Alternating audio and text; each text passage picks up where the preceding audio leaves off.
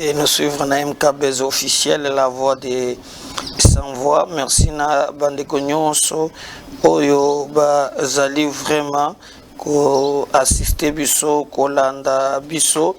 Merci beaucoup na confiance na fidélité oyo bozali ko vraiment kokoba na kopesa biso. Merci beaucoup. En tout cas namoni bandeko ba corrige ba sungi ngai na yebende ba pesa ka mbote pour faut valoriser pe ba langue nationale na biso balobi na mbote na Kikongo di kiambote kweno kiambote kweno na kitete la ngande na chiluba beitwabu na lingala mbote alors bakselanga pe na kindibu je sais pas d'on dire ibate kolona ete batum subo ibiko na bokolo ba donc na commentaire chez vous bonjour je porte vous comme kaka au mwana poto au mwana kin mwana bon souche oui, tango to tanga ki, moi je fais la pédagogie, la humanité pédagogique, tango to ça qui n'a pas humanité. Souvent beaucoup de enfants qui échouent à l'école, ils n'échouent pas parce qu'ils sont moins intelligents, mais seulement langue, la transmission, la matière, ils allaient opposer et problème. Vous voyez? Et Batumingi, nous le français, François Mitterrand, le français vraiment, ni tout. Mon abbé, moi je viens de Tombouctou, moi je viens de Québec, moi je viens. Alors, je me vraiment au sommet. PC, Kaka Québec, na Tombouctou, Gérard, Koyiba, na Koyiba, Moyibi, na Moyibi. Donc il faut valoriser quand même nos langues qui emboîtent quoi nous.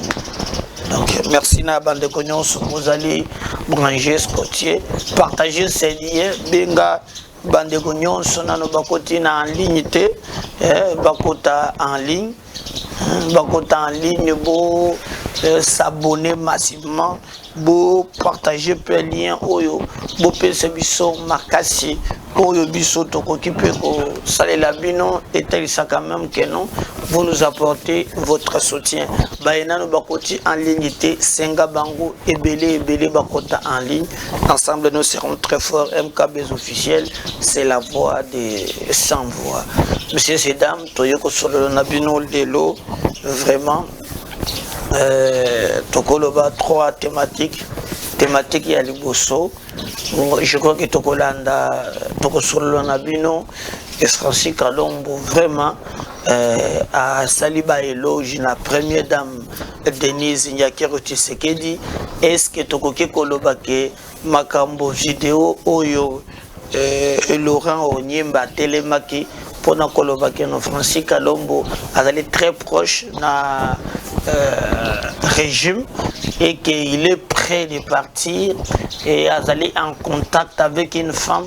Est-ce qu'on a continué une vidéo pour réfléchir la mémoire et après Bokoyoka Ope Francis Kalombo à lobby kakana monsieur Zalagi interview moko Zalagi nande moko Raphaël qui nous aide vraiment à comprendre comment alobela ki makambo ewana toko solo la pe nabino bandeko nangai na moni bato mingi ba mi inquiété ba lobi ho non ndenge nini bato wana basangana ki tomona ki IDPS azalaki wana te bachaki IDPS pembeni, c'est-à-dire que communiqué au regroupement politique il y a union sacrée basangana ki poete basala toko solola nabino likambo ewana et puis tokoya kushite nabino na vraiment fièvre il y a 2023 bactère politique union sur la télémi tomoni fayulu akozala na Équateur asala pe meeting na ye to bongama pona ba gaz na ba manipulation ya ba politicien kalate ezali na nzela. Trois thématiques yango wana esali émission na biso ya mokolo ya lelo. Je suis en train de vous demander s'il te plaît partagez les liens oyo na mona bato belé bakota en ligne bo pesanga makasi pote na banda émission na biso mokolo ya lelo et ensemble ndi tokokende mo usika tobandana likambo ya liboso tokoki koloba ke Francis Kalombo nde babendaki kobenga ye solution. Est-ce que azali vraiment très proche na union sacrée, très proche na président de la République, oui ou non? Alors je répondrai par oui et je répondrai par non. Pourquoi oui? Bon, mon aki jusqu'au preuve du contraire, lobby tang babenga ki ba regroupement nyonso ya union sacrée. Vous avez vu que Olivier Kamutato, oyo azali directeur de cabinet ya Moïse Katumbi a otaki Lubumbashi, a même qui délégation basololi ensemble et loko moko ba contester na union sacrée ezate. Elingi koloba ke non, tout le monde azali ensemble, azali na droit ya kotana na ba cadre nyonso ya union sacrée parce que bazali ko partager gouvernance ensemble, bazali esika moko nanote batikala koboya eloko moko, donc bazali ko partager ba idée ndenge moko. Donc ça ne sert à rien ya ko rapprocher, ya ko reprocher likambo ndenge nini azali kokutana ndenge nini tomona ki parce que dernièrement tomona ki vraiment ba mboakela tomoni ba jeton. Et d'ailleurs na émission moko na sali il y a 3 ou 4 semaines je vous avais renvoyé na ba tweet oyo ya Francis Kalombo oyo monaki a tweetaki vidéo moko ya Blaise Kanda oyo abandaki le makambo ya kofunda ka batu ya kokosela ka batu makambo ya batu ya yozulingozo esika ya moto. Donc ils avaient répondu indirectement, mais mulimo ya songi ya kobomana na ko finga na epai na bango et Mathieu et Makasi. D'ailleurs monaki même Mike Mukeba Nkoso selon lui la banalise ya sali a moniki Francis Moto oyo azali vraiment ko sala ke côté ya ba katumbiste makambo etambola malamo te. Mais contrairement que ndenge Mukeba ibataka kapeye la fois passée à Francis il avait aussi attaqué na makambo ya ville ya Kinshasa Makasi, mais lui n'avait pas réagi. Mais Francis se trouve maintenant na contexte wana. Mais na ngambo mususu na famille politique na ye Bibutu Eleki et na makambo bazala ke ko reprocher selon ses détracteurs, selon Bande Moussou Balobé azali ko négocier ba poste et qu'il est très proche. Bazo préciser mon talobagi makambo wana ezali Laurent Onyemba Bokolanda. Je vais vous rafraîchir la mémoire lobby aza très proche ya moi c'est Moko Boye oyo bazali kolobela, mais bien attaque que s'il ne définissait pas, même s'il ne déterminait pas moi c'est wana azali inane. Mais toyo comme on a pu na Francis Kalombo il a fait interview moko nakati interview wana où maintenant il ne parle pas de n'importe quel mois sindenge bazali kolobela, mais wana Francis Kalombo azali kolobela de la très distinguée première dame Mama Denise Nyakero Tshisekedi oyo azali na kati ya ko talisa ba point positif oyo ye amoni kati ya Mama Denise. Il remercie sa façon de faire les choses pour Francis Kalombo, le premier, la première dame, Bazala Kanarol Moko Monene, Yako joué Namboka Nabiso, sans que Bazala Naba manipulation, sans que Bazala boy. Mais lui, Francis Kalombo, Azali n'a beaucoup d'admiration, beaucoup de considération, surtout quand il parle pour na équipe naie ya communication. Vous voyez, à lobby, Eza Moussalama là, même ses photos, même banini, même bananaye, apparemment bazali bafan, il y a Denise Nyakiro Tshisekedi. Alors, Ndesko Nathalie na lobby a. Mais tango bavuzo funda yepa ya ndeko Laurent Onyemba. Il a dit en tout cas, il est déjà, il y a déjà partant, et Boyna Boye, Azali proche, il y a moi sur mon kubo. Alors, moi sur mon kubo, Azali, Francis Kalombo a lobby Tomosos. Mais est-ce que qu'on rendre ba hommage. Il y a ceux qui ont moni un point positif quand même. Il y a première dame, il y a Mboka Nabiso. Ezale mabe to mala. Est-ce que nous devons polémiquer na likambo wana na moni bato mingi babande ko réagir balobi a tolobaki nini quand on vous disait bozo njimate tala maintenant lelo makambo ya banda ki koloba.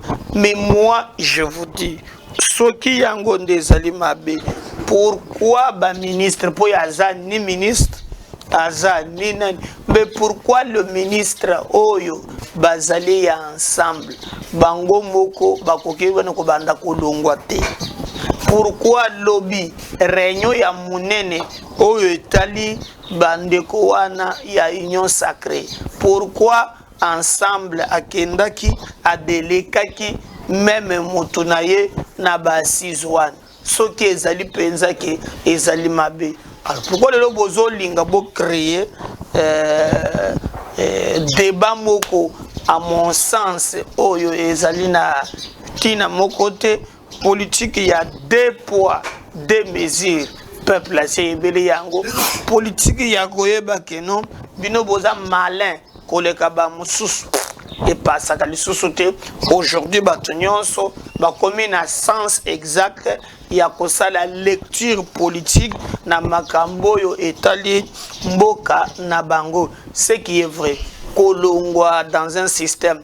Quand vous y adhérez, ah, on a Congo français, yebani. Et de la politique, les accords se font et se défont.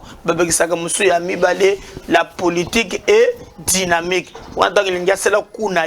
Tant que a justifié prostitution politique. Mbala moko à lequel yango français, la politique est hollandais, on a un dynamisme ya politique. Alors, je vais vous laisser suivre au moins ce que Francis Kalombo a lobaki. Et nous allons revenir vraiment Toyoka Nabino ensemble. Nini Francis Kalombo à lobby pour la première dame. On revient juste après. Première dame a un rôle monnaie à jouer dans le Canabiso. Mais il ne faut pas jouer à un mot sans hypocrisie, sans arrière-pensée. Et ici, je profite quand même pour la féliciter. Et par exemple, Maman Denise, la Zolandaye, mais je dis quand même coup de chapeau à ma communicateur à Maman Denise. Franchement, leur manière de communiquer et qui peut essayer de communication Maman Denise, coup de chapeau. Tu sais, nous, on essaye de tâter, on est dans la communication, mais en tout cas, des très belles photos, des très belles prises, des très belles sorties. Franchement, Bazo Salamoussa Namango, très bien. Et puis, on sent qu'il n'y a pas une hypocrisie là-dedans, où il n'y a pas gain moussous en dehors des services. Tu vois, ça, on le capte dans l'image. Et quand tu suis l'image, et pas, moi j'ai tâté un peu, il y a beaucoup de jeunes au Balandaka, communication en ligne, il y a Maman Denise, hein, et en échangeant à Bango, éparpillé à travers le monde, nous on a nos enfants, surtout moi, les miens sont quand même fans, ils suivent souvent, et je te dis que, dans la image, il y a image et ça, on sent. Moi, ni les réels, les vrais. Les vrais, les réels, les hypocrisie. Oui, je te prends un exemple. Ce n'est pas à l'attente à Maman Mobutu, par exemple. Le centre féminin Maman Antoinette. Ce n'est même pas dans un sens, non. Mabongi Siango, accueilli qu'au salé logo pour Bakinde.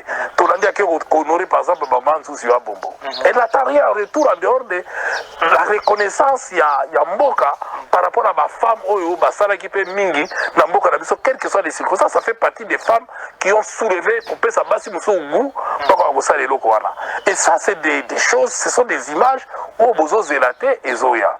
Tu vois, et elle assiste tout le monde, et puis tu sens qu'il n'y a rien. Image des OP, il n'y a rien dans la carte, tu vois, il y a hypocrisie, mon boy.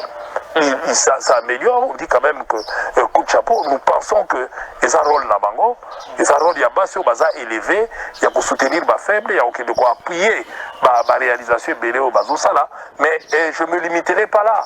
Il y a beaucoup, de femmes au bazar là, œuvre ébélée, il y a minen écoute, mais là c'est anonymat. bango peut aussi na bango toujours coup de chapeau parce que malgré ça la rendez voilà biso ba misu to mega Rolanda bango to kotala mais on sent quand même que je voulais quand même féliciter équipe à communication là et franchement bah ça la boulot mon un travail bien fait, il faut toujours l'encourager. Il faut l'encourager parce que non bien bah on peut sa image là vraiment bien. En tout cas, c'est un point de vue. Sur le plan communicationnel, rien à reprocher, très professionnel. Et ils sont au top. Hein. En tout cas, franchement, communication a y la perfection du jour au lendemain. Du jour au lendemain, mais jusque là, au début, la partie prité, mais baza vraiment la top. Je pense que Batebele Bako Rolanda, va remarquer, même dans la photo, l'image, positionnement et tout. On sent quand même, moi, parce que l'image est reflétée au mot. C'est une temps ça, les lots, sinon, moi, hypocrisie. Et là, ça a clean. Il y a les lolambi foufou, mais on ne sent pas que ça fasse ça. Mais la communication elle est importante quand on ose faire l'action. Il faut que dans la communication, ceux qui s'occupent de ça, travailler l'image en sorte que Ebimaneti, moi, attente, c'est ce que je suis en train de dire parce que et pas naïf, tu sais, moi, feeling, alors, merci, on sent quand même qu'ils ont un rôle, première dame a joué rôle, la première dame, sans arrière-pensée, elle a servir en tant que première dame, à marquer, et là, on a qui première dame à Kenaï, pour aussi, ça peut être, la bourse, aussi, ça combien de mboula. Ça n'a rien à voir, d'abord, dans le Dubaï, Totamboli, Bobetelinga Maboko, Bokumisinga, tu vois un peu la différence. Le message est commis. La Mimi, Totamboli, Tolé, Tomeli, Awana est commis au Zela na retour au Kumisanga. Mais côté Yabo, Kirinabino Bobunga, Bosala, Mengana. Merci. Il va comprendre le message est commis. Mère dame, un rôle, mon nez n'a pas joué dans le Boka Nabiso. Mais il ne faut pas jouer à un sans hypocrisie, sans arrière-pensée. Et ici, je profite quand même pour la féliciter. Et par exemple, Maman Denise, Nazolandaye, mais je dis quand même coup de chapeau à ma communicateur à Maman Denise.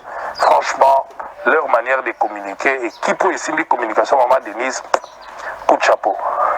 Tu sais, nous, on essaye de tâter, on est dans la communication, mais en tout cas, des très belles photos, des très belles prises, des très belles sorties. Franchement, Bazo Salamoussa, très bien. Et puis, on sent qu'il n'y a pas une hypocrisie là-dedans, où il n'y a pas un gain moussou en dehors des services. Tu vois, ça, on le capte dans l'image. Et quand tu suis l'image, et pas, moi, je tâte un peu, il y a beaucoup de jeunes au Balandaka. Communication en ligne, il y a Maman Denise, et en échangeant à Bango, éparpillé à travers le monde, nous on a des enfants, surtout moi, les miens sont quand même fans, ils suivent souvent, et je te dis que dans la image, il y a image et les ça. On sent, moi, les réels, les vrais. Les vrais, les réels, les hypocrisie. Oui, je te prends un exemple, ce n'est pas à tante Yelo comme Nanini, Maman Mobutu, par exemple, le centre féminin Maman Antoinette. Ce n'est même pas dans un sens, non, Babongi Siango, accueilli qu'au sein de l'eau pour Bakinde. Tolandi a honoré par exemple Maman Sousia Bombo. Elle n'attend rien en retour en dehors de la reconnaissance, il y a Mboka par rapport à ma femme, Basala qui peut Mingi, Namboka Nabiso, quelles que soient les circonstances, ça fait partie des femmes qui ont soulevé, coupé sa basse, Moussou, et ça, c'est des choses, ce sont des images où Bozo Zelaté et Zoya. Tu vois, et elle assiste tout le monde, et puis tu sens qu'il n'y a rien. Image des OP, il n'y a rien dans la carte, tu vois, il y a hypocrisie, ça améliore, on dit quand même que coup de chapeau, nous pensons que les rôles dans Bango, les rôles, il y a bas sur Baza élevé, il y a pour soutenir ma faible, il y a de quoi appuyer ma réalisation belé au Bazo Sala, mais je ne me limiterai pas là. Il y a beaucoup de femmes au Basala, œuvre ébélée, il y a Minen, écoute, mais là, c'est anonymat. Bango peut aussi na bango toujours coup de chapeau parce que malgré basala voilà biso ba misu to mega Rolanda bango to kotala mais on sent quand même que je voulais quand même féliciter équipe à communication là et franchement bah ça la boulot mogo un travail bien fait il faut toujours l'encourager. Il faut l'encourager parce que nango bien bah on peut sa image là vraiment bien en tout cas c'est un point de vue sur le plan communicationnel rien à reprocher très professionnel et ils sont au top en tout cas franchement communication na yé. La perfection est du jour au lendemain. Du jour au lendemain, mais jusque là, au Yébinga, la partie prité, mais baza vraiment la top. Je pense que Batebele, Holanda, remarquer, même dans le choix, photo, image, positionnement et tout. On sent quand même, moi, parce que l'image est reflétée à l'eau. C'est une temps où ça, les lots, sinon, moi, hypocrisie. Et là, ça a clean. Il y a les lots lambi foufou, mais on sent pas que ça façon à mais la communication elle est importante quand on ose faire l'action. Il faut que dans la communication, ceux qui s'occupent de ça, travailler l'image en sorte que Ebimaneti, moi, attente mon relou c'est ce que je suis en train de dire parce que et pas naïf tu sais moi feeling mon alors merci on sent quand même que ça rôle mon première dame a joué rôle naïf première dame sans arrière penser mon que à servir en tant que première dame à marquer paix et là on a qui première dame à Kenaï pour aussi ça peut-être pas bourse aussi combien de moula ça n'a rien à voir n'abord dans même Dubaï Totamboli Bobetelinga Maboko Bokumisinga tu vois un peu la différence les gens voilà je crois que Wanezali Francis Kalombo Mounina Tikilié moi tango moulaye sans commentaire pour binomoko boyoka interview wana asali pour naye maintenant à Boaki Libanga nana mama batu na Dubaï mama Olive nana lambela ka batu ba fufu aye boy mama Olive donc pour lui Nakolanda Francis Kalombo entre les lignes moi je ne fais que lire entre les lignes c'est pour dire que il y a au moins les alliés clairs parce que journaliste à bois Kalobi mais nini mais maman Olive pas la kango ozoka à répondre à ta bête carrément ce que vous chitez que non bah monsieur magabatona ba Dubaï ba télé mi bokangi photo on go betele maboko mais oh ya maman Denise ezali impeccable équipe ya quand même bana ya Francis Kalombo vraiment baza ba fan na degré équipe ya communication ya maman Denise Nyakero Tshisekedi bazali ko sala mosala selon lui à Monique par exemple connaît maman Zuzu Wambombo kokende par exemple na makabo etolobe ya ba bourse ya zopesa bana batanga classe abesibo abezopesa bourse moko excellence ya na kombo ya fondation onaye bana bagenda kotanga libanda ya mboka libana wana bakoki jamais ko zongisele quelque chose azalate pour lui la première dame bazo jouer rôle moko très important très important alors première dame Denise Nyakero Tshisekedi a kosalango très bien contrairement à Bamoussous en tout cas Bamoussous wana balambela ka fufu mais montolamba que faisait maman warono dernièrement genda ki bosoki wapi alambi fufu tout ça hein ouais mais spectacle bona na me magabatu na Dubaï bagaki bango maman waro je crois me magabatu na Dubaï hein côté journaliste moko tango comme kuna kenda ko bela kuna abalu travailler na digital à l'époque akufaki même na kozonga kuna tout ça donc mais ce que kotambu sabatu ezali mabe me ya monike no wana eza mabe parce que ezali ya komema kabato po bakende ko komisa yo mais il y a Denise Nyakero Tshisekedi ezali kitoko ezali ko promettre alobi que ya azala ka monto correct mais il a fait allusion sur la base mususupe basala kana sese awa oyo azali ko encourager bango ba continuer na musala okomona que donc c'est que bato bazolo que ezali vérité rien que la vérité mais je vais vous réfléchir la mémoire est-ce que makambu Laurent Wonyemba lobaki eza oyo ou bien ezali mususu. Si je parle le même langage, Nadondi, je préfère que Bolanda, parce qu'on parlait, non, il est très proche.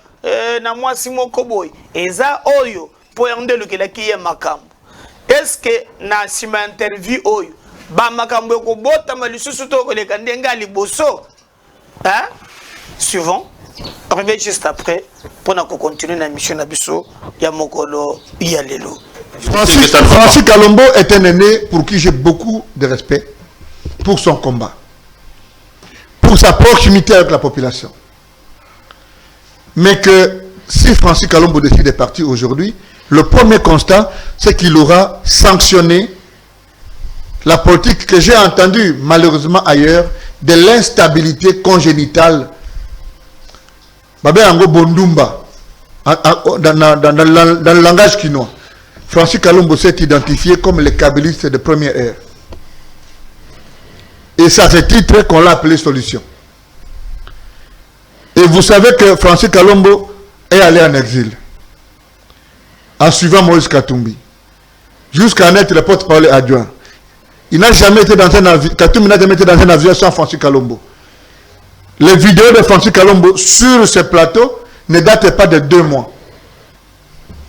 J'ai appris qu'il y aurait des rapprochements avec une certaine grande dame de notre pays. J'ai vu sur les réseaux sociaux que Makila et Gangui ne me demandez pas à commencer à justifier ça. Nous attendons officiellement que Francis Kalombo dise qu'il est parti et nous allons tirer les conséquences. Mais si Francis Kalombo quitte dans le contexte actuel, après tout ce qu'il a dit sur Moïse Katumbi et sur tout ce qu'il a dit sur Ensemble, il aura dilué fondamentalement tout son combat politique. Il aura, et à cet âge-là, il aura donné l'image d'une politique instable à la recherche de la quête, et ça sera carrément, je voulais dire, compromettre tout son combat politique. Ça va vous fragiliser quand même de perdre un élément comme Kalombo. Je ne pense pas. Kalombo incarne quand même le katumbisme. Je ne pense pas que Francis Kalombo, du point de vue politique, pèserait mieux qu'Olivier Kamitatou. Je ne pense pas que du point de vue de la communication, Francis Kalombo ferait mieux le boulot que moi. Vous avez suivi sur ces plateaux l'honorable Mike Moukebaï, que je salue, qui est un combattant, se proposait déjà pour prendre la coordination de Kinshasa. Moukebaï a des problèmes avec Safou. Il peut pas. Safou, si Moukebaï prend le poste de coordonnateur, donc nous ne sommes pas dans des considérations individuelles. Il faut enlever Safou comme son adjoint. Moukebaï et Safou ne sont pas nés pour vivre ensemble. Mais pour autant qu'ils sont ensemble et qu'il y a la discipline du parti, ok, à un moment donné, ils devront se supporter. S'ils ont des problèmes, ils vont devoir les résoudre en dehors des cadres d'ensemble. Je crois Wana Boyoki maintenant, si Maya Francis Kalombo Kolobe la maman Denise, mais Laurent Onyembe déjà à l'époque, Abanda qui déjà Kolobe déjà Likambo Wana, donc Toyebite, est-ce que Ezali Kaka Likambo Wana, Tomoussous, en tout cas, attendons voir pour ba vérité na ba réalité ya makambo ezale moi mingi bino moko boyebi ndenge nini balobelaki et Francis Kalombo se sentait déjà menacé na likambo wana, mais regardez au moins comment makambo eleki bande konanga ezali makambo téléphone politique na bango, mais Francis Kalombo ye assassiné alobaki makambo oyo ya kobomba mate atie bakalo ceux qui bandi komone ke ezali mabe malamu bobima kaka union sacrée bino nyonso, parce que oya lobi bozali na kati ya famille politique moko et que vous devez travailler ensemble. Voilà bandeko nanga ce qu'on peut dire. Alors lobby na moni bandeko moko ba bengi ngai ba lobby na ngai o président Médard ndenge nini likambo wana ya ba réunion esalamaki tomoni vraiment que bato ya FCC bazongi makasi IDPS bacheye mupanzi akoyoka na lisusu te tout autour ya Tshisekedi, tomoni kaka bakabiliste oyo bazali vraiment kozonga avec force. Ne tombez pas aussi souvent dans la manipulation. Je vais vous rappeler. Naba ndenge tokendaki na élection avant ya kozwa majorité oyo fatia ye kozwa yango. D'abord avant na komakona dans la salle il y a réunion wana batu nyonso bazalaki. L'IDPS bazalaki représenté par Augustin Kabouya. Azalaki na réunion wan. Ça, il faut boyer bayango. Même Jean-Pierre Bemba Gombo, azalaki pe na réunion wan. Mais sobote na photo wana bokomona yete. Donc, l'IDPS azalaki absenté. L'IDPS azalaki représenté par Augustin Kabouya. Yé muto azalaki wana, yé muto représentant qui IDPS. Je ne sais pas pourquoi mon allé na photo te comme Jean-Pierre Bemba Gombo a mon équipé na photo te. Et l'ingi kolobate que bazalaki absent. Ça c'est de un. Yami balé. Et sengeli boyeba. Kendenge makambozo kende. Les problèmes internes à l'IDPS et Koki Kopeki, c'était président de la République, Ami Tonge l'Alliance. Oyo ye moko akomona ke, en tout cas, Mramboue qui n'était par exemple, si et seulement si, à n'importe toza lelo, IDPS spectacle, batoboli bapine, babeti, basibo, ezalakate, mbele bazana katu ya ko s'organiser pour na couper sa majorité na président de la République. Même si le président passé na deuxième mandat. Botala. Na ba élection en 2018, bokena na cité à Seni Bobeta, aux ba députés provinciaux, aux ba députés nationaux, au commune statistique nazo pesa o. Batu bazwaki ba député ebele. Ezali AFDC allié ya batu lokwebo numéro 1. Bon, bazwaki ba député ebele aux unités nationaux et de la province. Bazana ba 111. Baye balandi bango na PPRD. Bomoni PPRD mutolandaki bango na ba Eli. Nde je crois IDPS aye alandi après PPPD. C'est notre IDPS 3e ou 4e, il faut entrer en inversion. Ce qui IDPS 3e, c'est 4e. Hein? Parce que Balandé na PPPD. PPPD 1, Ezakaka, PPRD ba mosaïque na bango, nde côté que ba voter qui liawo, oyo azali maintenant ministre ya fonction publique. Ils ont eu le temps de travailler pour donc. Et les kolobake, même matabo kei na élection. Et sengeli nde IDPS a travaillé na lolenge na epoza na ba Eli, ata loko la première force ya katia union sacrée. Eza na mutu moko te bako sabinote. Regroupement moko te et côté que la IDPS va s'organiser, va ba député T. Ça, je vous le dis, ce n'est pas un réel politique. Il y a Félix Bako soutenir MLC, AFDC, ensemble, Batunyoso, même Mosaïque a peu perdu, s'organiser. Et ça, la moutou, côté à côté, que la kabango tant que nos besoins. Non.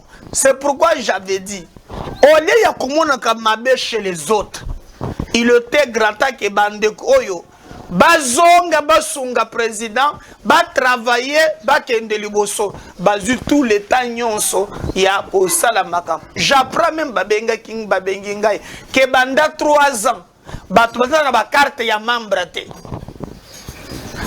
J'aurais appris si c'est vrai, parce que moi je ne peux pas confirmer ici.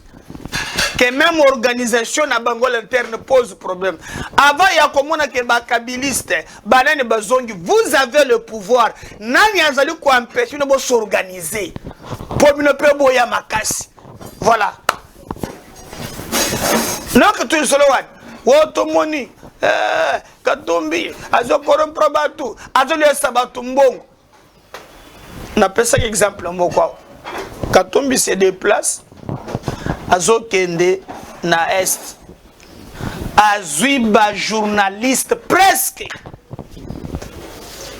a fouti bango ba côté avion ba kei ba communiquer pour l'activité na yewan balobaka que presse c'est la 4e pouvoir partout au monde bon la France regardez comment bâtir moyen la France 24 na TV5 Monde, na RFI, ba chaîne wana ba investir parce que ba yebi que celui qui a l'info a le pouvoir.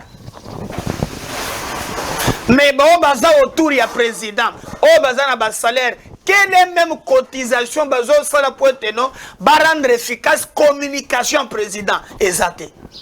Avant de voir les autres que bazo ya makas, commencez par vous organiser vous-même à l'interne. Et il y a, j'apprends que baza na carte T. Qui les empêche au pays à comprimer carte? Bakabilis les sous. On est en politique. Bandeko, tozali na politique, on ne vous trompe pas. Hein? Oh, vous avez toza na politique. Toza na politique. Bango moko, bami pesa, marge de manœuvre, bango moko, ba s'organiser à l'interne, pour être baba kobongisa makam. Dans les cours des grands, na cour ya roi ba invita comme on te constate. C'est pour nous on a même na ba jeune. Oh bomoni, ba vieux wana bazotikate depuis Mobutu kaka bango na bango, maman moko zolo ba mboso, yo ozalaka na kwango, yo ozalaka na boye. Mais tant que vous ne vous battez pas, tant que vous ne mettez pas de stratégie en place, vieux mokozawa na tel bekeno, nga na Xavier, na Lembi, comme ça yo jeune, ya ko remplacer ngai. C'est que comme ça vous pensez na mutu na bino wana. Non, en tout cas, na Lembi nga na za mukolo, na salimingi, ba jeune boya, et kozala bongo te. Donc, il faut boyer na réseau, botongami, bosali makambo, oyo yabino, bo remplacer bango en suivant le mécanisme constitutionnel pour une même alternance avec alternative. Écoutez, je vous dis la vérité. Un pleurnicheur, c'est un défaitiste. Parce qu'il ne voit que les torts chez les autres. C'est responsabilité avec quoi si makayangote. Ça, je vous le dis. Moi, je pense que Batonyoso, de loin ou de près, Bazali Pemben, président de la République, IDP se console, les kabbalistes peuvent se constituer, toujours qu'il y a une élection d'Enge Bozoloba, mais Binomoko, avant de voir les autres, Bomita la Binomoko, Binomozaba kabbaliste, Nini Bozo Sala. Beau travailler. Le président de la République, surtout qu'on a élection, le parti Oyo, na union sacrée, Oya Kozala Kana, ba député et belé. Toi, un système n'a mis très bien. C'est un système presque parlementaire. Presque parlementaire. Le premier ministre est ici de la majorité parlementaire. Le gouvernement même est piloté par le premier ministre. Donc, de côté, la majorité, il faut former le gouvernement. Il y a un manifeste, il multiplié par PPPD, ceux qui ont bango raison. Donc moi je pense que ce n'est pas le moment de pleurnicher tout le monde. Un pleurnicheur c'est un défaitiste. Il faut au contraire mettre des stratégies en place, taire vos divergences, regarder dans la direction d'accompagner le président de la République, ne pas créer le bicéphalisme. Chef Moko, comme Félix Tshisekedi, même chef de l'Union sacrée. Ne créons pas la confusion autour de Yango. Autour de lui, botonga ba stratégie, botia makanisa en place, bokendina kotonga pote en 2023, bopesa président de la République, majorité wana, oyo koki ko salake makambo tambola très bien. Sinon pas, vous allez rester toujours. Tout le qui ba moment wana, tout na fait se cache. Tout ça la union sacrée. Talaba makambo ndenge ko le kaka. Vous avez vu un ministre au yazana gouvernement malamuki akeina nuti na kolanda katumbi na est menagacha gouvernement atelisi ke azalaki eli na liste moko azali député na kota na bango nda azali ko salela monto akosala cadeau na muninga azate ça mettez-vous en tête vieux moko onga na za moboutiste onga na za muséiste ngaza kabbaliste na komi fasciste na tiga yango azate bakuzawa na tina suka mais mettez les places stratégie en place eux ko permettre que non obtenir alternative one. Partagez ce lien à groupe nyonso, bo liker, bo commenter yango, surtout bo apporter biso soutien à bidon. Si la ne revenez pas, dans un deuxième numéro. Bye.